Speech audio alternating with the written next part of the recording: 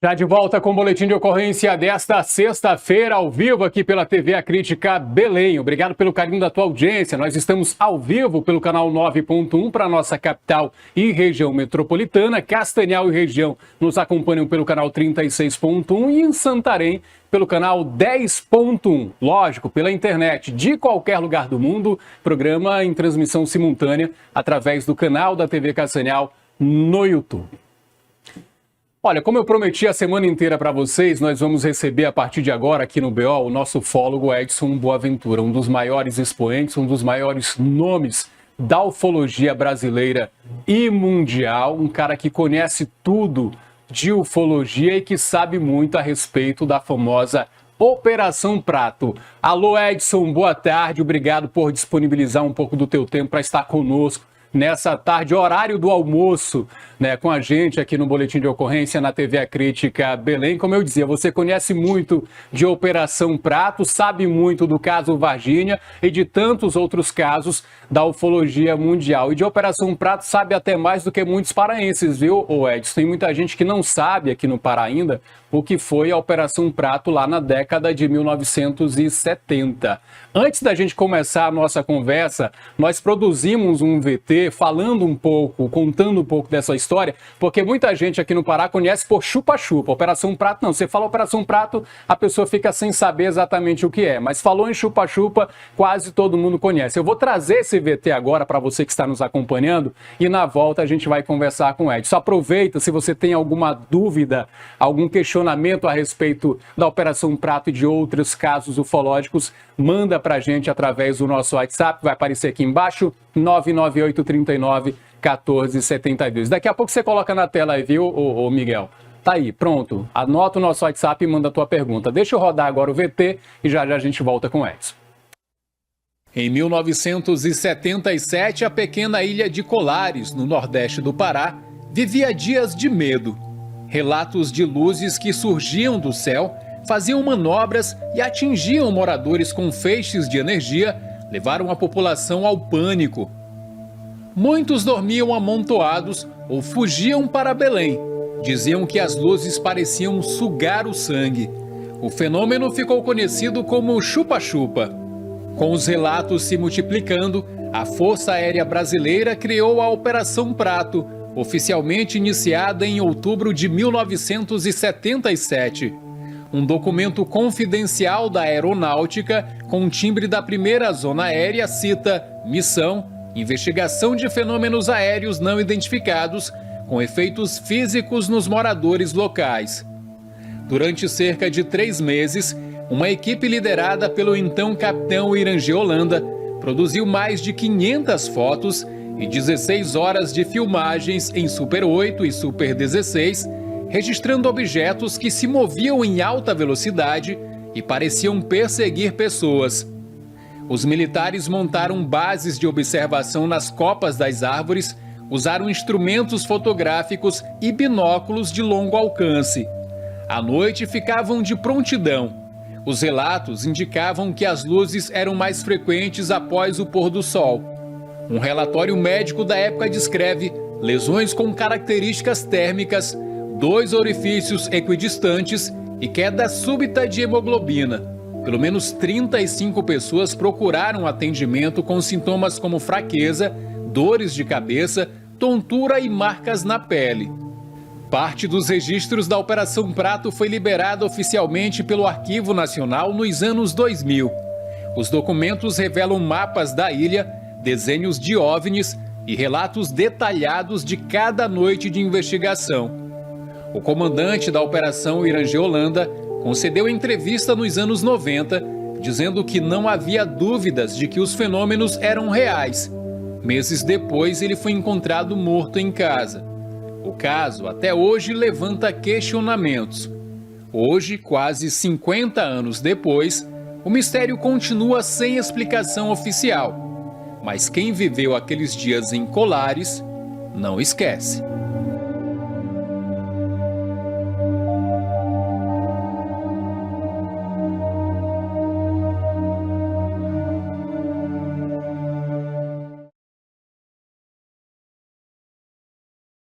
Queria parabenizar aqui o Otton Matos pelo excelente trabalho de finalização aí do nosso VT. Volta comigo e divide tela com o Edson. Ô Miguel, muito obrigado. Edson, seja bem-vindo mais uma vez aqui ao programa. Voltando ao assunto, né, de Operação Prato, mas antes eu queria te fazer uma pergunta. O nosso foco hoje é a Operação Prato, mas eu tenho uma dúvida pessoal com relação ao caso Varginha. Real ou fake? Totalmente real. Eu queria agradecer aí a oportunidade de estar compartilhando, né, essas informações contigo. E assim, a Operação Prato também é um dos casos brasileiros mais emblemáticos, né, e que teve aí um envolvimento real da Força Aérea Brasileira, de americanos também em território nacional, investigando esses casos no período de 1976 até 1984. É lógico que a Operação Prato ela durou apenas 3 meses. Depois, o capitão William G. Holanda, esse que faleceu, ele foi afastado do caso e assumiram outros militares. Na época que ele participou, eram 5 equipes de 5 militares cada uma, ou seja, perfazendo aí um total de 25 militares que participaram aí dessas investigações de contatos, né, com essas naves, com esses seres também, e registros cinefotográficos foram realizados, além da geração de milhares de páginas de documentos e 15 horas de filmes Super 8, 8mm, 16mm, principalmente ali na região de Colares, embora o fenômeno ele atuou em 3 estados brasileiros, né? O estado do Maranhão, inicialmente, depois passando para o Pará e, finalmente, pelo estado do Amazonas. Parece ser algo bem mais voltado aqui para a nossa Amazônia brasileira, inclusive, né, Edson? Anos atrás eu estive em Colares para gravar, fazer alguns registros para uma outra emissora que eu trabalhava, né? Seria um documentário, um programa que seria exibido a nível nacional. Não sei por que esse programa não foi ao ar depois, mas tive a imensa oportunidade de estar em Colares, conversar com as pessoas, conversar com o seu Beto, da Rádio Rosário. Eu não sei se você conhece. Um cara que tem um conhecimento enorme sobre a Operação Prato, sobre o caso Colares. Me levou até a Praia do Machadinho, falou sobre inúmeras situações e ficou o questionamento por que oficialmente a Operação Prato durou apenas 3 meses e oficialmente ela foi encerrada. Você me falou algo agora que eu realmente não sabia, que começou em 76 e já finalizou na década de 1980. Isso, em 84...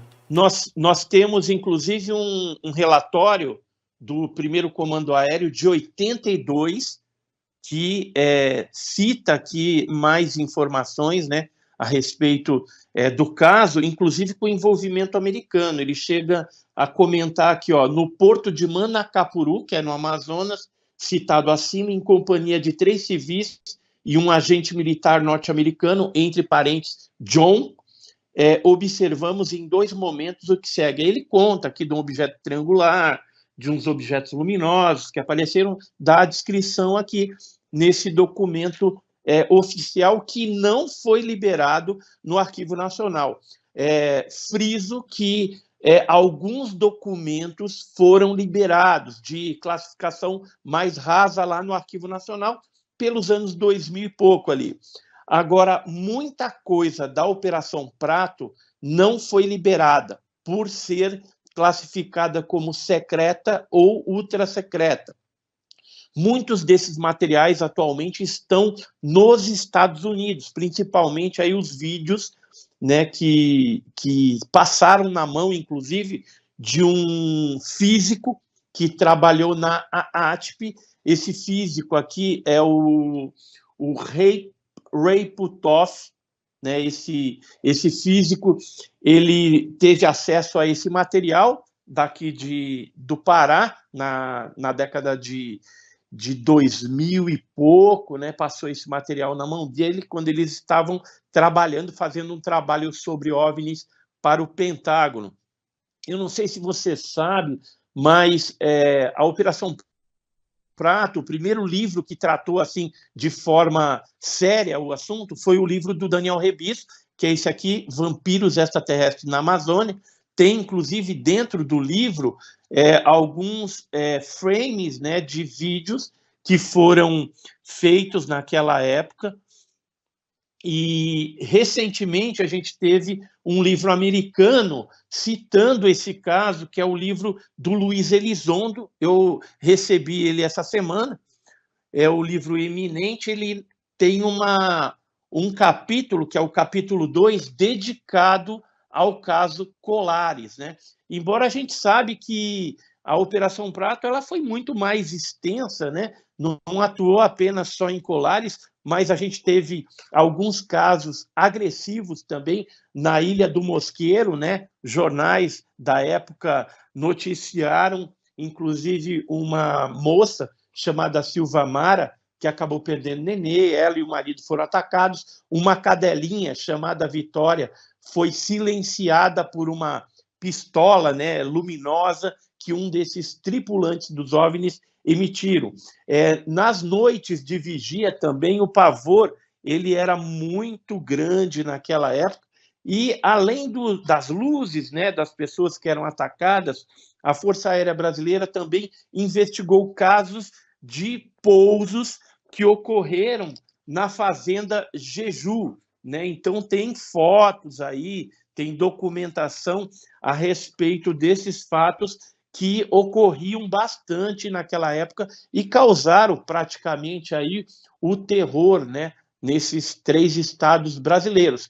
Em 84, quando já estava bem fraca a casuística, né, esses ataques, eles acabaram migrando para a Venezuela, né, e aí, depois de alguns anos, retornaram, mas os ataques não foram tão fortes como na década de 70 e 80. Eles voltaram por volta de 1994, subindo ali o rio Amazonas, e então teve alguns casos em Boa Vista do Ramos, no Amazonas, em 94, 95, e teve também alguns casos depois acontecendo no Pará novamente, até chegar no Maranhão. Durante aquela época, a gente soube que, além dos ataques, ocorreram abduções também, ou quase abduções, né? Pessoas que eram levitadas por tubos de luz, mas não chegaram a ser levadas a bordo dos objetos, elas ficaram se agarrando nos beirais das suas casas, né, tentando ali evitar esse rapto, né? A gente investigou alguns casos e o fenômeno do chupa-chupa ele nunca encerrou. Eu estive em Colares 2 vezes em 2023, no mês de abril e de agosto de 2023, e percebo pela investigação que nós fizemos lá que o fenômeno continua atacando, sim, as pessoas. Nós obtivemos casos que ocorreram em 2021, em 2022, né? Então, o fenômeno está bem frequente. E em 2023, quando nós estivemos lá na Praia do Machadinho, nós tivemos a oportunidade, né? A equipe nossa teve a oportunidade de observar o fenômeno luminoso lá na região novamente. Edson, nos últimos anos tem crescido o interesse pelo tema ufologia, não só aqui no Brasil, isso mundialmente falando, inclusive entre congressistas americanos. Os Estados Unidos, que sempre foi bem fechado para esse tema, para esse assunto, tentava, inclusive, por muito tempo, colocar a ufologia como algo ridículo, que não existia, nós sabemos disso, mas hoje começou a mudar a história. Por que esse interesse súbito e crescente nos últimos anos? Na verdade, faz parte de uma agenda de reconhecimento do fenômeno OVNI, né? E começou com essas denúncias do David Grush, né? um agente de inteligência que no Congresso norte-americano falou que o governo norte-americano possuía pedaços de naves inteiras e corpos não humanos, né? Tem uma situação que o pesquisador Daniel Rebisso me contou certa vez, que um determinado agente lá do 1º Comar receberam militares norte-americanos, isso naquela década de 70, e lá no 1º Comar foi assistido pelos militares ali americanos, brasileiros, algumas pessoas de Brasília, do extinto SNI também, as filmagens daqueles objetos. E ao final dessa apresentação, lá no 1º Comar, havia no pátio, próximo lá às aeronaves, 5 caixões metálicos que foram embarcados nas aeronaves norte-americanas.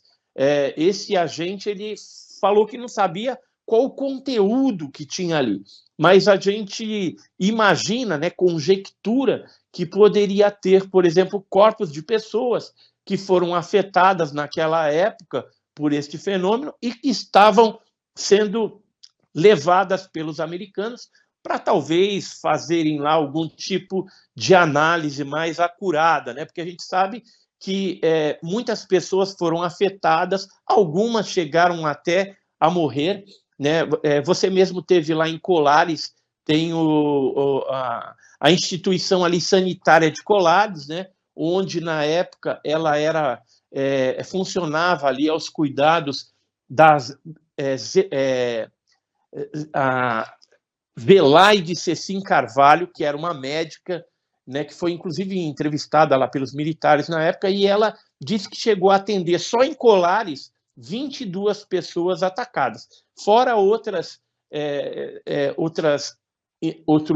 ambientes, né, sanitários que também tiveram aí os mesmos ataques, né, e as pessoas procuravam ajuda, logicamente, porque não entendiam, elas se sentiam fracas, né, muitas vezes com tontura, né, fraqueza, né, faziam ali alguns exames de sangue para ver o que ela tinha, e geralmente elas se encontravam ali numa anemia profunda também. Então foi algo assim que causou bastante pânico, teve um interesse de outros países também. A gente sabe que vieram jornalistas de várias partes do mundo, inclusive agentes da CIA tiveram aqui disfarçados de jornalistas para coletarem esse material. No livro de um jornalista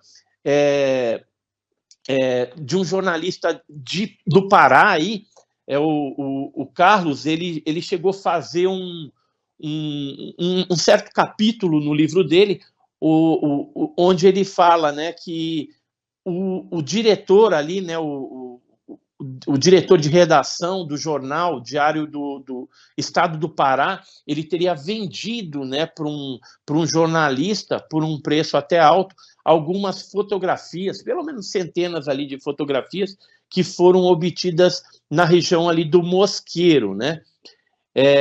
Esse jornalista, o Carlos Mendes, né, ele já foi, inclusive, entrevistado por vários documentários aí, tem uma memória bem interessante, jornalística, né, desse caso que foi a Operação Prato, ou o famigerado conhecido fenômeno chupa-chupa ou luz vampira.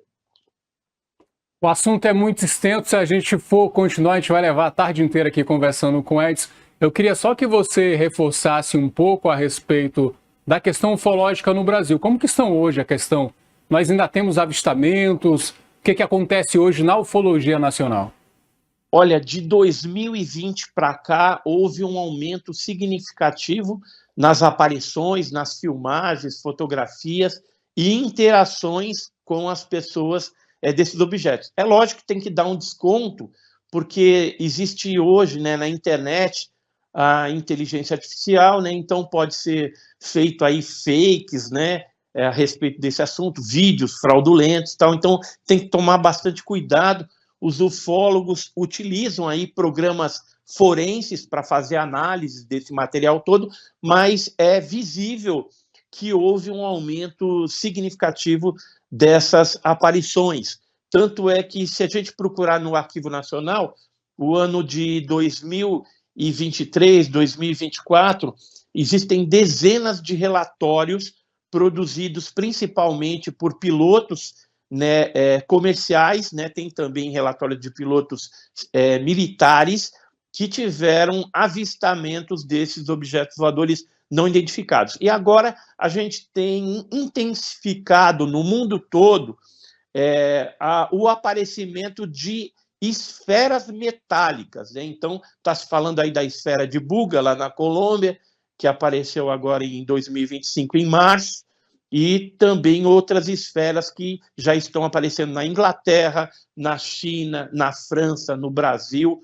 e em outros países aí. Então, a gente não sabe se essa esfera é uma espécie de sonda ufológica ou que se trata, de repente, de algum drone modificado com uma propulsão talvez criada por engenharia reversa, né, pela captura dessas naves aí, e já foi desenvolvido talvez alguma tecnologia secreta que os governos aí mais fortes estão testando, né, fazendo talvez experimentos psicossociais ou de repente até uma própria implantação dessas esferas voadoras para gerar um tipo de desinformação, já que a gente vive a iminência de que em algum momento que não está longe, haverá a revelação para o mundo de que vida extraterrestre existe, sim. Esses discursos, né, da NASA, dos governos, já deve estar tudo preparado para, no momento oportuno, se falar para todo mundo que realmente vida extraterrestre ou não humana existe de alguma forma, e que isso é uma realidade. Estamos, inclusive, há poucos dias, poucas semanas, da passagem de mais um objeto interestelar aqui pelo nosso sistema solar, que muitos especialistas, inclusive, né, de renome internacional, acreditam não se tratar de um objeto natural, que pode ser uma sonda extraterrestre devido à sua trajetória. Vai passar próximo a Júpiter e próximo a Marte. A pergunta que eu queria te fazer para finalizar realmente esse bate-papo de hoje, né? Você acredita que nós estamos próximos a esse contato imediato entre uma civilização extraterrestre aqui com o nosso mundo? Eu entendo que o contato ele já aconteceu. Agora, a revelação disso para a humanidade, eu acredito que está muito próximo.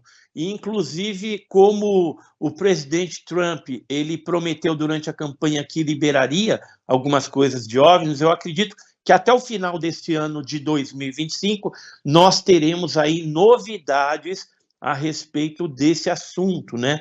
A gente percebe aí também um crescente nos depoimentos de ex-militares, inclusive ex-militares brasileiros, que já chegaram a falar publicamente aqui no Brasil que metais desses objetos voadores não identificados teriam sido levados para São José dos Campos, né, que é a área 51 brasileira, né?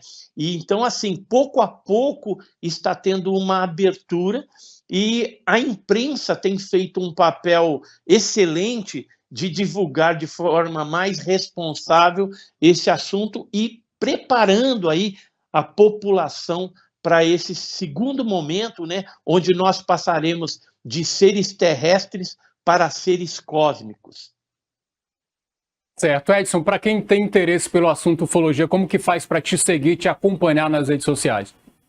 Olha, nós temos o canal no YouTube, o canal Edson Boaventura, que é o antigo Enigmas e Mistérios, né? Então, lá a gente tem mais de 1.100 vídeos já publicados, com bastante material de qualidade e sério, né, sobre esse tipo de assunto. E temos aí nosso Instagram, @EdsonBoaventura, e dentro dos nossos vídeos, na transcrição deles, tem um endereço ali de e-mail, telefone para entrar em contato e reportar, né, algum fato, né? Você que é daí da região aí do Pará, Maranhão, Amazonas, quiser mandar para a gente algum avistamento que você teve, será bem-vindo. Vídeos e fotografias também são bem-vindos, a gente analisa aqui no nosso grupo. Então, fica a dica aí. Temos também uma loja que é www.lojadoedsonboaventura.com.br, onde temos aí livros, né? O livro de Varginha, que eu escrevi o volume 1, estou escrevendo o volume 2, e temos outros livros lá também interessantes que tratam desse assunto. Então, quem gosta aí do assunto, pode ter esses canais aí para aprender um pouquinho mais. Certo. Obrigado, Edson, por disponibilizar um pouco do teu tempo para estar conosco nesta sexta-feira aqui no Boletim de Ocorrência. Valeu, então, e até a próxima. Tchau, tchau. Tá aí, entrevista com Edson Boaventura, um dos maiores nomes da ufologia nacional e internacional. E a gente vai criar esse quadro aqui, viu, Otton? Trazendo mistérios dentro do Boletim de Ocorrência.